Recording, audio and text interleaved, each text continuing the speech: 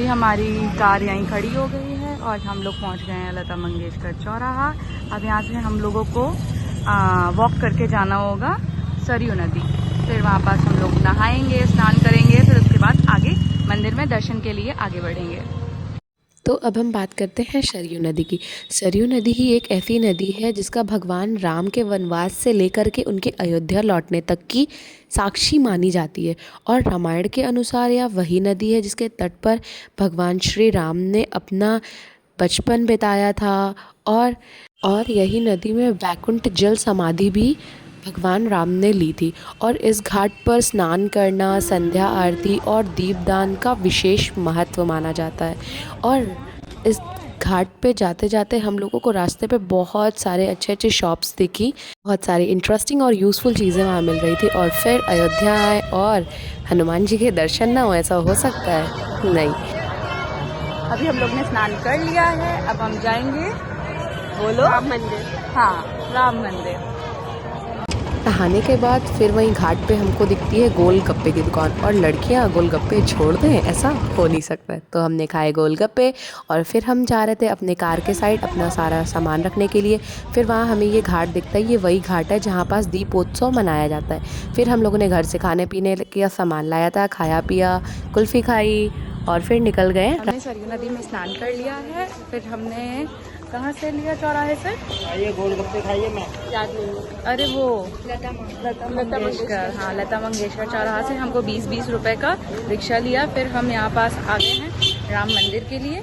अब रिक्शे वाले ने हमें थोड़ी दूर पहले ही उतार दिया था, थोड़ा वॉकिंग डिस्टेंस पे है। तो अब हम जा रहे हैं राम मंदिर।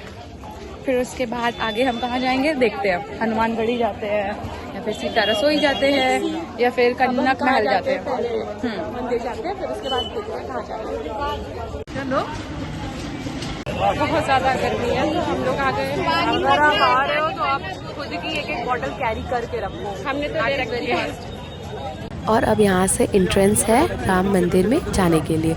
और अगर आप आते हो तो आप अपने साथ सामान काफ़ी कम से कम लेकर के आओ, जो सिर्फ यूज़ का है सिर्फ वही सामान लेके आओ। क्योंकि यहाँ इतनी ज़्यादा भीड़ होती है और इतनी ज़्यादा धक्का मुक्की होती है कि इसमें आपका सामान खो भी सकता है। और फिर मंदिर में एंट्री करने से पहले आपके सामान, फ़ोन एंड पर्स और बहुत सारी चीज़ें वहाँ पास लॉकर में रखनी पड़ती है। अंदर बट पीछे हमारी सारी चेकिंग हो गई है। हाँ, हमारी सारी चेकिंग हो चुकी है। और आप भी कभी आना तो ज़्यादा सामान लेके, पर्स वगैरह लेके मत आना। ओनली अपना मोबाइल और वाटर बोतल यही सब लेके आना। वाटर बॉटल तो मस्त है। हाँ, और मुझे लगता है आगे जाके में भी हमारा फॉर्म वो लोग सबमिट करा दे तो अंदर का व्यू राम जी का तो हम आपको नहीं दिखा सकते, बट दर्शन नहीं करा सकते। हाँ, दर्शन तो आपको खुद आके करने पड़ेंगे। जा रहे हैं मंदिर के अंदर और हमें फ़ोन करना पड़ेगा सब में। तो अब इसके आगे का व्यू तो हम नहीं दिखा पाएंगे आपको, बट उसके बाहर का व्यू आपको दिखा देंगे। ओके, फिर हम बताते हैं उसके अंदर क्या हुआ, हम कहाँ से अंदर गए और कैसा क्या था दर्शन करने में। Okay, stay tune. हम लोग दर्शन करके बाहर आ चुके हैं और आप कुछ कहना चाहेंगे? अब हम चलेंगे हनुमानगढ़। मंदिर बहुत ही सुंदर है, बहुत ही प्यारी है। मतलब बस भगवान को देख करके एकदम दिल खुश हो गया। काफ़ी अच्छा बना है और काफ़ी ज़्यादा बड़ा मंदिर है, बहुत ज़्यादा बड़ा है। अब हम जा रहे हैं हनुमान मंदिर में दर्शन करने। मंदिर से हनुमान धारा के बीच में जो भी गलियाँ पड़ती है, यहाँ पे बहुत प्यारी प्यारी मतलब की शॉप आप कह सकते हैं, स्ट्रीट शॉपिंग। और बहुत प्यारे प्यारे बैंगल्स, हमने 2 इयररिंग्स लिए हैं। हाँ, जो कि हमें बहुत क्यूट, एक ईयर हमने काफ़ी बार्गेनिंग कराने के बाद खरीदी है। हाँ, बट बहुत प्यारी है। तो अगर आप भी आओगे तो काफ़ी ज़्यादा टाइम लेके आओ, क्योंकि मंदिर में भी भीड़ रहती है और यहाँ पे भी काफ़ी भीड़ रहती है। हनुमानगढ़ी जाने से पहले कुछ बातों का बहुत ही ज़्यादा ध्यान रखना चाहिए, क्योंकि यहाँ पास राम भगवान की मंदिर से भी ज़्यादा 2 गुना भीड़ हम लोगों को देखने को मिली। और इतनी ज़्यादा धक्का मुक्की, गर्मी और सब एक दूसरे को ठेल रहे होते हैं। और क्या आपको पता है हनुमानगढ़ी एक अत्यंत प्राचीन और ऐतिहासिक मंदिर है जो 10वीं शताब्दी का माना जाता है। मान्यता है कि लंका विजय के बाद हनुमान जी यहाँ एक गुफा में रहने लगे और रामकोट की रक्षा करने लगे। वर्तमान में भव्य मंदिर का निर्माण 18वीं सदी में अवध के नवाबों के सहयोग से हुआ था और हनुमान जी को अवध का राजा माना जाता है। और हनुमान जी आज भी अवध की रक्षा कर रहे हैं। सी एक ई रिक्शा टाइप की गाड़ी है, बट बहुत अमेजिंग है। हम लोग एकदम लास्ट में बैठे हैं, बहुत अच्छा। बट हाँ, हम पहले गए हैं हनुमान गढ़ी गए, फिर उसके बाद हनुमान गढ़ी से जैसे ही आप एग्जिट गेट लोगे तो एग्जिट गेट में लेफ्ट हैंड साइड आगे जैसे ही बढ़ोगे तो कनक भवन है, वहाँ जाना और सीता रसोई जाना।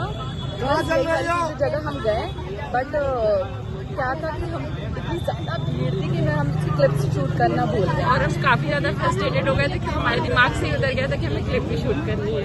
या अगर आप भी अयोध्या जी आते हो तो यहाँ पर जो ऐसी बड़ी वाली, जैसा आप देख रहे हो मेरे पीछे, ऐसी बड़ी वाली रिक्शास चलती हैं, तो आप भी अगर आते हो तो इसके बीच का मजा हमेशा लास्ट जरूर ट्राई करना, बहुत अच्छा व्यू अच्छा लगता है। इतना अच्छा पीछे कहते हैं, पूरा व्यू दिखता रहता है, सब सामने से आ रहे होते हैं एंड इतनी अच्छी हवा लगती है, हमें मतलब मजा आ जाएगा। सबसे बेस्ट राइड है। या बहुत अच्छा लगता है। अब हम चलते हैं घर। That's it for today's vlog. Bye bye. Like, subscribe and share. Yeah. And bye bye.